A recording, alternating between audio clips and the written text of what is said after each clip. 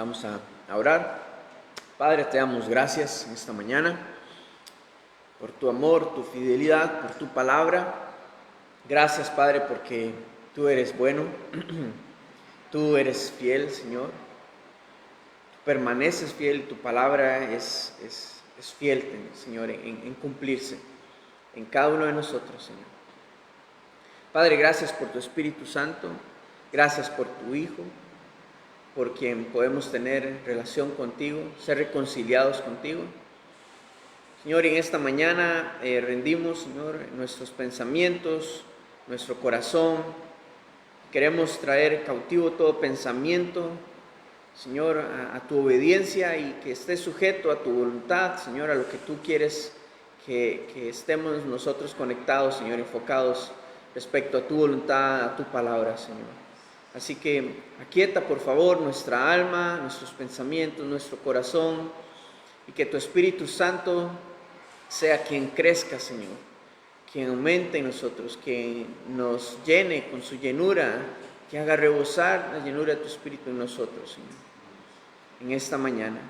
Que podamos ser alimentados, Señor, y guiados a toda verdad por medio de tu Espíritu en esta mañana. Te damos a ti la gloria, Señor, y ponemos este tiempo en tus manos. En el nombre de Jesús oramos. Amén. Y amén. Recordamos que estamos en la tercera sección de la carta de los Romanos, que abarca el capítulo 9, capítulo 10, capítulo 11. Está Pablo hablándole a los judíos cristianos de la iglesia en Roma, y está exponiendo la historia de Israel en su pasado, presente y futuro. Ya hemos abarcado ya el capítulo 9, en donde Pablo ha hablado acerca de la soberanía de Dios, de la elección de Dios. ¿Por qué ha elegido a Israel? ¿Verdad? Y la manera en la que Él constituyó que esta nación fuese constituida, que fuese su nacimiento, ¿verdad? Entonces, vimos que a través de Israel, Dios se manifestó a este mundo, a toda la humanidad. Quiso elegir a Israel para que fuese a través de la descendencia de Abraham, a través de la descendencia de Isaac, a través de la descendencia de Jacob, que Él va a dar nacimiento a la nación de Israel. Y el trato que Dios va a tener con Israel es un ejemplo, una ilustración, una manifestación de su gracia, de su misericordia, de sus atributos, de su carácter. No solamente con el pueblo, sino para ser conocido en toda la tierra, por todas las generaciones. Entonces, esto nos lleva a aclarar de que Dios tiene un plan soberano, que no se va a ver alterado. Por eso, Él eligió que fuese a través, por ejemplo, de Isaac y no de Ismael, que fuese a través de Jacob y no de Esaú, que viniera su descendencia, la descendencia del pueblo de Israel, porque Él tenía un plan y un propósito. ¿Y cuál era este? Traer su justicia a través de Jesucristo, a través de su Hijo, que nacería dentro del pueblo judío. Entonces vemos que es clave y vemos cuán importante es Israel dentro del plan de Dios. Y no es que todos los demás estaban siendo replegados, siendo odiados por Dios, porque Dios pudo haber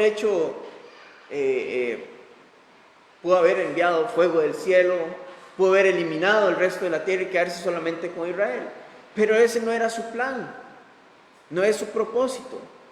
En ese tiempo, del Antiguo Testamento, entendemos de que la manera en la que Él ha elegido a Israel es para traer a su Hijo a esta tierra y para poder mostrarse a todas las naciones a través de su trato con Israel. Pero esto va a traer un beneficio no solamente para el pueblo judío, sino que también va a traer un beneficio para toda la humanidad. A través de Jesús, porque a través de Él es que vamos a ser justificados. Entonces, Pablo está hablando acerca de la soberanía de Dios, pero también Él toca un tema muy importante, y es la responsabilidad del hombre de elegir también. Y podemos ilustrarlo de esta manera. Hay un avión que tiene un destino, y entre semana vimos este ejemplo. Ese destino pusimos que era España. Entonces, todas las personas tienen un boleto de avión con su nombre, con su número de vuelo, asiento y también la hora a la que tiene que abordar este avión, si es que quiere abordar este avión. Este avión ya tiene un destino predestinado, tiene todo un itinerario y tiene un destino ya predestinado. Y todos tienen ese etiquete de avión, pero para hacerlo efectivo tienen que responder y asistir y abordar ese avión para que haya ese canje. Entonces, de esta manera podemos ilustrar cómo funciona la soberanía de Dios juntamente con la elección y la responsabilidad de cada hombre, de cada mujer, de cada persona en esta tierra.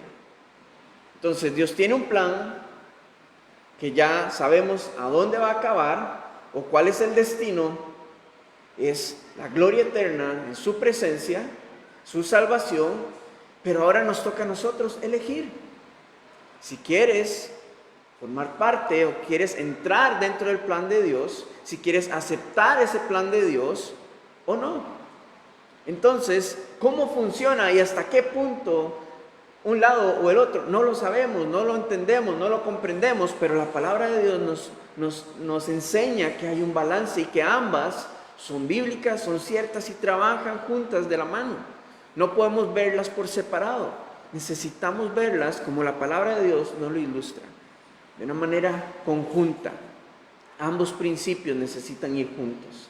Entonces, Pablo está usando la historia de Israel para ilustrar la soberanía de Dios, pero también la responsabilidad que tiene el hombre. Y la manera en la que él lo ha planteado es que el pueblo de Israel fue elegido por Dios para ser de él el pueblo por el cual el Mesías vendría, el Salvador. Pero lo que pasa es que ellos eligieron creer en su propia ley, en sus propios preceptos, a su manera, y no creer en el Salvador. Solamente una minoría, un remanente creyó en Jesús del pueblo judío. Y esto no quiere decir que Dios haya faltado a su palabra, porque Él ha permanecido fiel. Él ha cumplido con su promesa según su plan, según su voluntad. Pero lo que pasa es que la mayoría rechazó este plan. Y Pablo en el capítulo 9, en versículo 30, él dice: ¿qué pues diremos? ¿Que los gentiles que no iban tras la justicia han alcanzado la justicia, es decir, la justicia que es por fe? Mas Israel, que iba tras una ley de justicia, ¿no la alcanzó? Sí, exacto. ¿Por qué? Versículo 32. Porque iban tras ella no por fe, sino por obras de la ley, pues tropezaron en la piedra de tropiezo. Ellos iban detrás de las obras de la ley.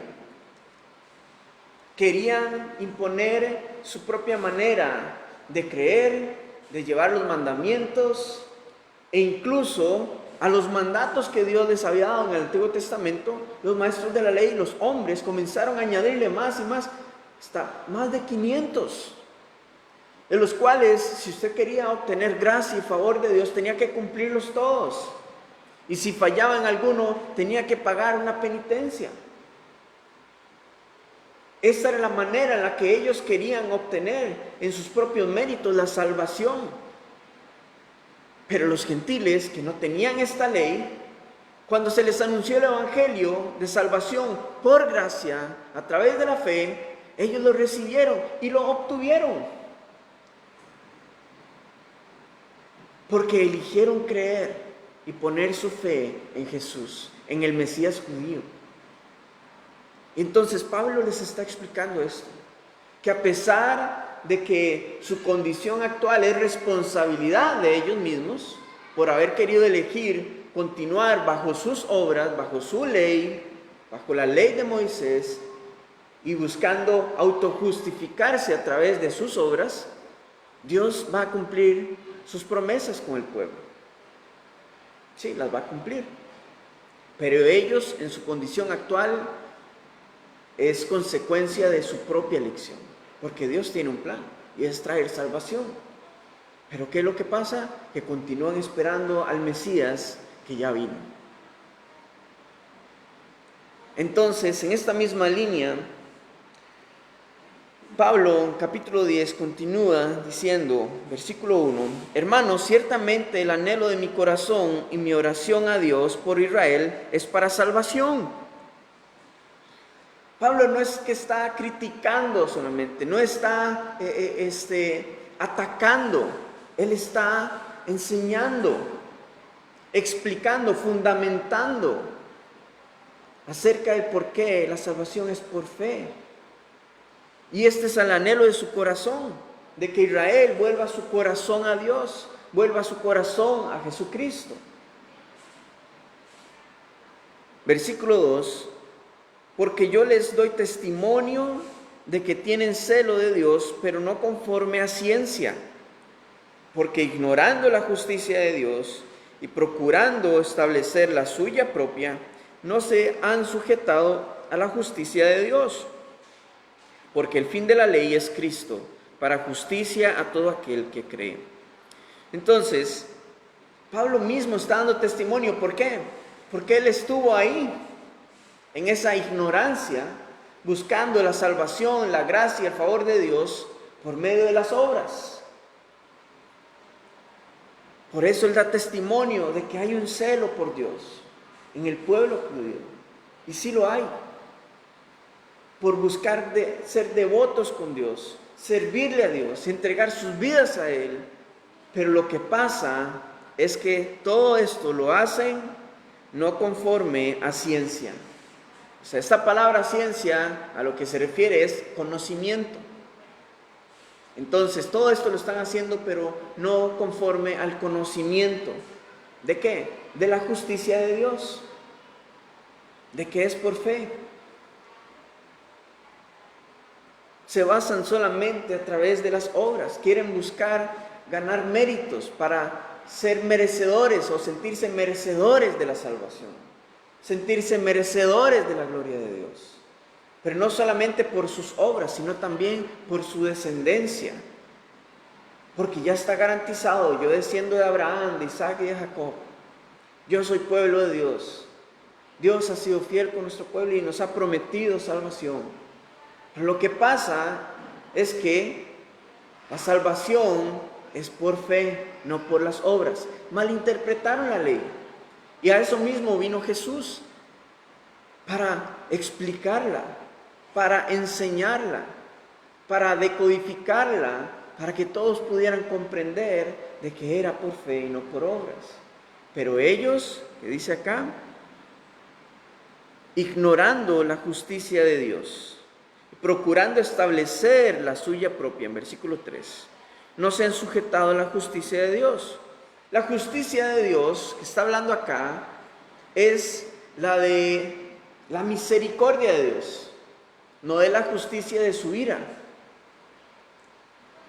Ellos ignoraron que Dios estaba dando misericordia a través de Jesús y prefirieron continuar estableciendo su propia justicia, su propia manera y seguir trillando el camino o abriendo el camino de su salvación,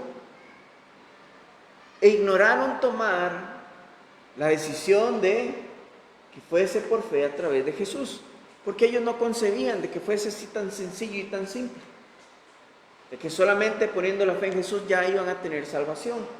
Querían hacer algo para enriquecer eso, para merecer eso. Y continúan haciéndolo actualmente. Continúan haciéndolo porque lo han ignorado. No tienen el conocimiento, el entendimiento de la justicia de Dios que es por fe, que radica en Jesús. Por lo tanto, no se someten a ella. No se someten a ella. Y sabe, versículo 4. El fin de la ley es Cristo. La ley de Moisés termina en Cristo. A ver, la ley fue dada por Dios para que los hombres, para que el pueblo pudiera ver cuál era el estándar de Dios para todos. El que cumpliera con ese estándar iba a poder llegar a estar a la altura de poder entrar a la gloria de Dios. Pero nadie podía cumplir esos mandamientos. Nadie podía cumplir con toda esa ley. Y tras de eso, los hombres, a la hora de interpretarla, comenzaron a añadirle más mandamientos y más carga a esa ley. Por eso Jesús confronta a los fariseos en los evangelios diciéndoles: estas cargas son inmensas que ni ustedes mismos pueden llevarlas. Y por eso les dice: todo aquel que esté cansado y agobiado, venga a mí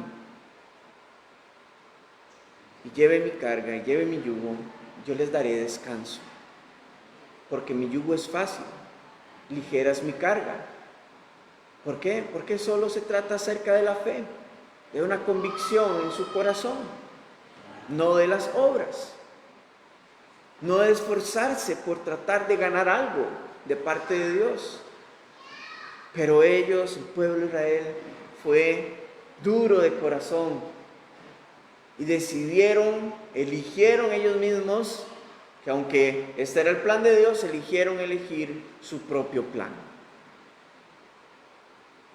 Y por eso la condición en la que están en este momento, pero también actualmente. Por eso Pablo muestra su preocupación y su dolor, su tristeza por este pueblo, por sus hermanos. Porque él sabe que tienen un celo, pero lo están haciendo con ignorancia, sin el conocimiento correcto. Cuando habla acá en versículo 4 que el fin de la ley es Cristo, es porque solamente Él pudo cumplir con la ley completamente. Y Él extendió su justicia a todo aquel que quisiera creer en Él. Por eso al final del versículo dice: para justicia a todo aquel que cree. Para que fuese Él el que justificara a todo aquel que quisiera poner su fe en Él. Pero, de nuevo, el pueblo quiso ignorarlo, quiso tomar su propio camino. Ahora, Pablo le está diciendo esto a los judíos. Pero si lo traemos a nuestra actualidad, podemos ver claramente cómo hay muchas personas que no tienen a Cristo en su corazón y están haciendo obras de caridad, están haciendo diferentes obras para buscar cómo aquietar su alma, su conciencia y sentirse merecedores de la salvación. No, pero es que yo creo que soy una buena persona y yo merezco que Dios me dé salvación, pero por sus propios méritos, por sus propias capacidades. En Lucas capítulo 18, Jesús habla acerca de una parábola entre un fariseo y un publicano, que están delante de Dios, vienen y están orando al Señor. Y el fariseo entonces comienza a dar gracias a Dios porque él no es un pecador como este publicano, porque él ayuna, él ora, él intercede, él diezma, y que su vida no es como la de este publicano. Él está autojustificándose por sus propias obras, como si Dios trabajara por trueque, como si Dios estuviese esperando que nosotros hagamos algo para merecer algo de Él. Pero el publicano, por otro lado, él reconoce su pecado y su condición, de que es indigno, es inmerecedor de la gracia y la misericordia de Dios. Y al final de la parábola, Jesús les aclara de que el publicano fue el que regresó a casa siendo justificado, porque comprendió de que él no tenía nada como poder justificarse delante de Dios, sino solamente a través de la fe, por pura gracia y misericordia. Pero el fariseo no halló justificación porque quiso autojustificarse él mismo por sus obras. ¿Sabe? Y exactamente vemos muchas personas con este perfil el día de hoy en la sociedad, buscando de su propia manera hacer su camino hacia Dios a través de diferentes religiones, a través de diferentes obras, salvando al planeta, que salvando a los animales, que salvando a la tierra, a los ríos. Todo eso está bien. Cuidar del medio ambiente, de la creación, pero su enfoque está completamente desenfocado de la voluntad de Dios, del plan de Dios, porque están queriendo en su propia manera hacer su propio camino hacia Dios, cuando no hay ningún otro camino más que sea a través de la fe en Jesucristo. Y ahora, dentro de la iglesia también tenemos personas que están buscando hacer obras para obtener algo de Dios, porque parece que se les olvida o ignoran que la justicia de Dios es solamente a través de la fe, y que Dios provee para sus vidas no por lo que hagas, sino porque es simplemente un regalo de gracia que Él nos da. Y entonces todas sus fuerzas y enfoque están en el servicio, en abrir un ministerio y otro ministerio, y en ver cómo poder ayudar a la gente, y se comienza entonces su vida a basar en obras y obras y obras y obras, y entonces se desenfoca en que la justicia de Dios es por gracia a través de la fe en Jesús. Y todas estas obras muchas veces no están siendo guiadas por Dios, no nacen del Espíritu, sino que nacen de la carne, porque ignoran el conocimiento de la justicia de Dios, que es por fe. Y entonces podemos comprender que quienes se mantienen en esa línea de conocimiento, de que verdaderamente es por la gracia de Dios, el Señor los guía hacia buenas obras que Él ya ha preparado. Y esas obras que Él ya ha preparado, usted no tiene que inventarlas, porque Él ya las tiene. Lo único que tenemos que hacer es venir y alinear nuestro corazón con el Señor para que Él nos guíe por esas obras que Él quiere hacer a través de nuestras vidas. Pero ese es el plan de Dios.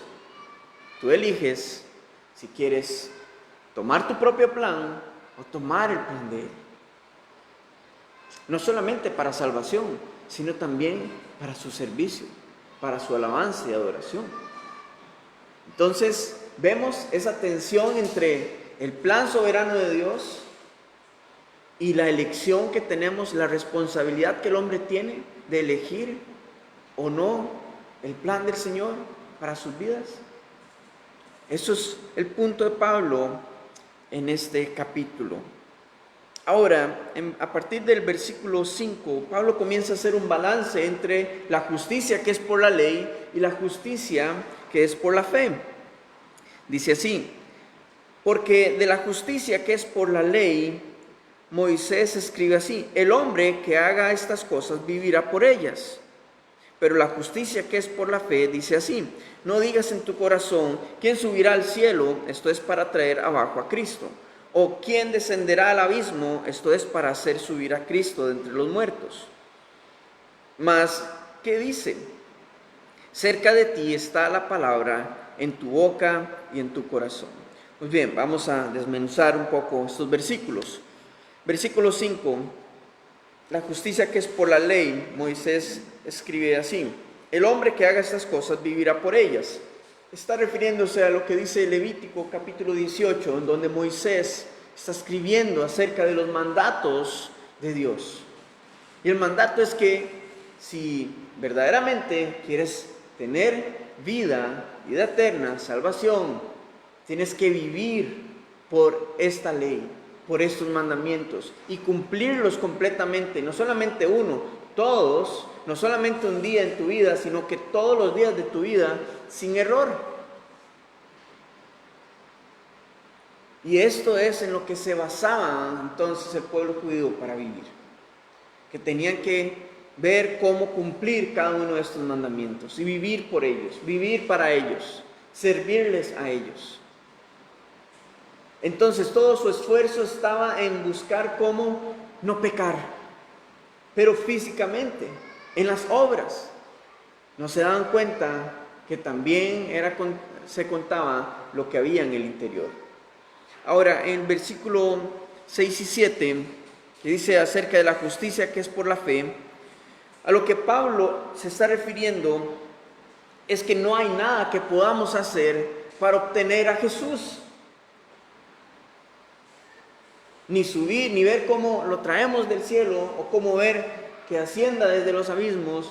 Está hablando acerca de nuestras acciones.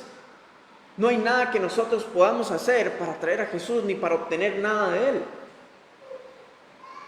Que solamente es por fe, por su soberana voluntad, y creer en que Él lo puede hacer. Esa es la justicia que es por fe. Versículo 8, más que dice: cerca de ti está la palabra, en tu boca, en tu corazón. La importancia con este versículo es que es Moisés quien lo está diciendo y se está refiriendo a la salvación. Entonces quiere decir que Moisés estaba enseñando acerca del evangelio de salvación en el Antiguo Testamento, de que verdaderamente no era por las obras de la ley, sino que era por la fe. Y por eso es que es importante, porque lo escribió Moisés, quien Dios reveló esta palabra a Moisés, alguien que el pueblo judío venera por la ley. Pero parece que se quedaron solamente con la ley e ignoraron todo el resto. Entonces Pablo está fundamentando esto porque le está hablando a los judíos cristianos que están en la iglesia en Roma, para darles claridad del panorama acerca del plan soberano de Dios y de la responsabilidad que tiene el pueblo de elegir a Cristo. Que no por sus obras, sino con su fe, con la convicción de su corazón. Continúa Pablo, dice en la segunda parte del versículo 8: esta es la palabra de fe que predicamos, que si confesares con tu boca que Jesús es el Señor y creyeres en tu corazón que Dios le levantó de los muertos, serás salvo. Porque con el corazón se cree para justicia, pero con la boca se confiesa para salvación. Aquí tenemos los dos elementos más importantes para la salvación, que es creer y confesar. Creer y confesar. Versículo 9.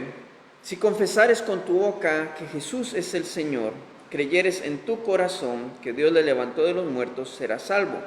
Notemos, vamos a ir de atrás hacia adelante. Notemos que Pablo habla acerca de que creyeres en tu corazón que Dios le levantó de los muertos, será salvo.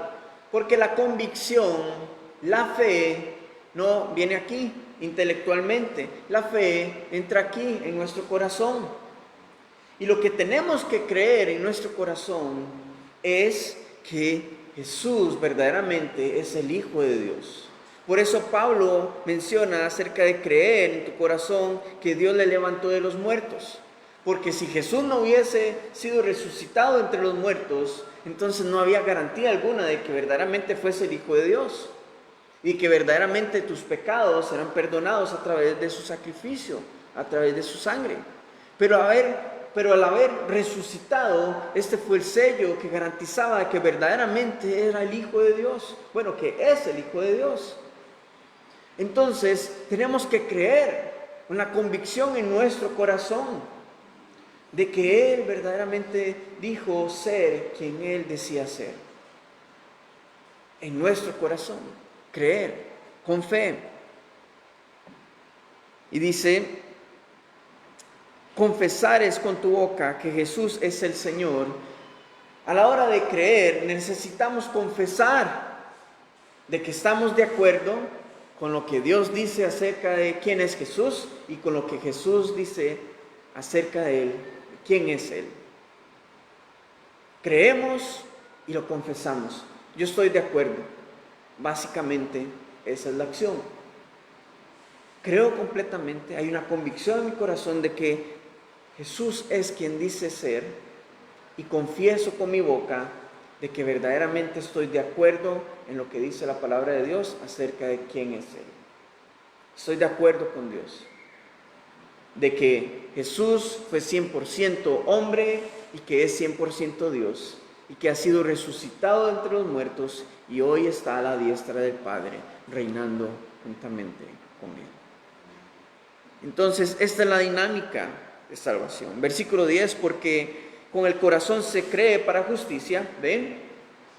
La fe viene a través de la fe, del creer en nuestro corazón, y nos es tomado por justicia, por justificación en Jesús, pero con la boca se confiesa para salvación, porque ambos van fuertemente de la mano y son necesarios.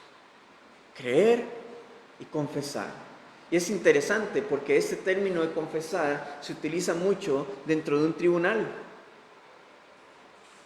Y Jesús nos llamó a testificar de Él, otro término que se utiliza dentro de un tribunal. Entonces, podemos ver con claridad a lo que Pablo está refiriéndose. Usted está siendo llamado al estrado y a usted le preguntan, ¿usted cree en todo lo que Dios está diciendo acerca de quién es este hombre, su hijo? Y usted tiene la convicción en su corazón y confiesa, dice, sí, yo creo que Él es el Señor. Entonces el juez ahí mismo le dice, bueno, usted está siendo justificado por medio de Él, porque usted cree en el testimonio de este hombre que también es 100% Dios, mi Hijo Jesús. Y ahí somos justificados. Básicamente es la ilustración de cómo vemos con importancia el hecho de creer en nuestro corazón y confesar a Cristo como Señor Salvador. Versículo 11, pues la Escritura dice, todo aquel que en Él creyere no será avergonzado, porque no hay diferencia entre judío y griego, pues el mismo que es Señor de todos es rico para con todos los que le invocan. Porque todo aquel que invocar el nombre del Señor será salvo. Entonces la Escritura misma lo dice, todo es todo. Todo aquel que en Él creyere no será avergonzado. ¿Por qué no será avergonzado el que cree en Jesucristo? Porque primero Él no hace excepción de personas, porque todo aquel que viene a Él no le echa fuera, y también porque Él es fiel en cumplir sus promesas. Y cuando Él regrese por su iglesia, Él confirmará lo que todos esperamos en nuestra fe, en donde su obra perfecta que ha iniciado en cada creyente será culminada en ese momento. Entonces vendremos nuevamente con Él, después en su segunda venida, con victoria. Y todo ojo le verá. Y la manifestación de los hijos de Dios, todo el mundo la verá. Y dirá posiblemente, era cierto lo que este hombre o esta persona me estaba diciendo, de que Jesús es el camino, era el camino al Padre. Pero ya no hay oportunidad, ya no hay más opción. Cuando Él venga, ya no habrá cómo tomar la decisión. Y no serán avergonzados, no seremos avergonzados, porque el Señor es fiel en cumplir su palabra. Entonces, todo aquel que en Él cree no será avergonzado, porque no hay diferencia entre judío y griego. O sea, no hay diferencia, no hay exclusión. Dios no es exclusivo solamente con el pueblo judío, sino que también con todos los gentiles. Cuando habla del griego, está refiriéndose a todos aquellos que no son judíos. Por lo tanto, tampoco seremos avergonzados por el hecho de creer en el Señor Jesucristo, aquel a quien ellos rechazaron. Y con todo el dolor lo recordamos, porque el pueblo judío tenía la primicia de salvación, pero solamente una pequeña parte ha creído en Él. Los demás lo han rechazado, lo han ignorado. Y Él es rico, el Señor es rico para con todos, y es rico para con todos los que le invocan. Y de nuevo, esta palabra, invocar, no es algo intelectual, es algo de convicción del corazón, con el corazón. Porque todo aquel que invocar el nombre del Señor será salvo. Y esa es la garantía, que todo aquel que confiesa con su boca que Él es el Señor, pero cree en su corazón con convicción, éste tendrá salvación en Cristo Jesús. Así que este es el plan de Dios. En capítulo 9 vemos cuál es el plan soberano de Dios. En este capítulo comenzamos a ver la necesidad y la capacidad que Dios nos ha dado a los hombres de elegir, de escoger. Así que, hermanos, es nuestra elección. Tenemos y conocemos cuál es el plan de Dios. Todos somos llamados. Todos tenemos una invitación a abordar este avión. Pero ahora le toca a cada uno de nosotros escoger si querer entrar y aceptar el plan de salvación que ha creado el Señor desde la eternidad, o rechazarlo, como muchas otras personas lo han hecho. Pero recordemos un poco, si usted decide aceptar este plan de salvación y entrar y dar el paso y poner la fe en Jesús, Dios afirmará esto en tu corazón y enviará su Espíritu a morar en tu vida.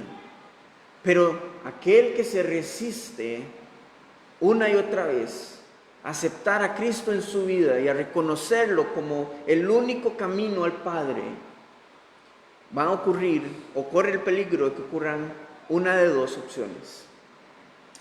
O Dios, dentro de su soberana voluntad, te deje continuar bajo el dominio de las concupiscencias de tu corazón, al tal punto que se endurezca, o Él te va a extender aún mayor gracia, aún mayor misericordia, con tal de que el corazón de piedra se suavice y alcance salvación en Cristo Jesús. Pero es la decisión del hombre, es su responsabilidad. Pablo se lo está hablando a los judíos, pero podemos aplicarlo hoy en nuestras vidas. No solamente para salvación, pero sino también para el propósito el cual el Señor tiene para su iglesia, para cada uno de nosotros. Nuestra decisión. Somos responsables de nuestras decisiones. Y un día daremos cuentas delante del Padre. Y así es como el Señor ha establecido que funcione su soberanía juntamente de la mano con la responsabilidad que nos ha dado de poder escoger. Gloria a Dios, porque Él es un caballero que no exige, sino que Él invita a que pertenezcamos y para que seamos involucrados en su obra. Gloria a Dios. Qué privilegio más grande que el Dios creador de los cielos y la tierra nos quiere involucrar dentro de su plan. A todos. Y aquí es donde vemos la necesidad de poder explicar, enseñar y compartir el Evangelio con todas las personas que nos rodean, para que no haya excusa. Y si cada persona es expuesta al Evangelio, no hay excusa de que Dios no los ha llamado, de que Dios no los ha buscado, de que Dios no los ha perseguido, porque lo hace a través de la predicación, a través del testimonio de vida de una persona. Esa es la muestra de amor, de gracia y misericordia sobreabundante de Dios para esta humanidad. Pero está en ellos elegir si quieren aceptar o ignorar. Esperemos, así como Pablo mostraba su preocupación y oración por aquellos del pueblo que no han creído, esperemos en el Señor que Dios extienda gracia y misericordia y que suavice los corazones de piedra para que alcancen salvación en Cristo Jesús. Amén. Padre, te damos gracias en esta mañana por tu palabra, que nos da aliento, ánimo, pero que también, Señor, nos invita a meditar en cuál es tu plan soberano, cuál es tu voluntad, Señor, y el por qué la necesidad de anunciar tu verdad y el Evangelio que dice Pablo que predicamos. Señor, es necesario que haya una convicción en el corazón de las personas, pero nuestra parte es predicar tu palabra y sabemos que tu Espíritu es quien hace la obra en cada persona y los trae a convicción, bendito Señor, para arrepentimiento y juicio. Te damos toda la gloria a ti, porque en esto podemos descansar, Señor, de que nosotros no podemos exigir ni convertir a nadie, pero tú haces una obra de gracia y misericordia en cada persona, esperando el momento en que puedan elegir por ti, Señor, que puedan escoger por ti, Señor. Gracias por tu plan, gracias por tu obra, gracias por tu amor y bondad. Te damos toda la gloria a ti, Jesús. Qué privilegio más grande, Señor, que podamos ser involucrados en tu obra, que nos des la oportunidad de escoger y la capacidad de escoger pertenecer a Él o no, Señor. Pero aquí, Señor, hemos decidido que si queremos pertenecer, Señor, y ser involucrados en tu obra de salvación. Gracias, Señor, de verdad.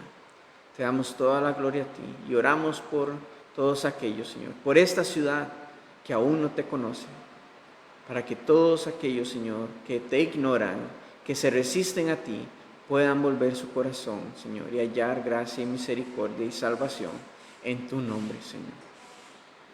Gracias, Padre. En el nombre de Cristo Jesús oramos. Amén y amén.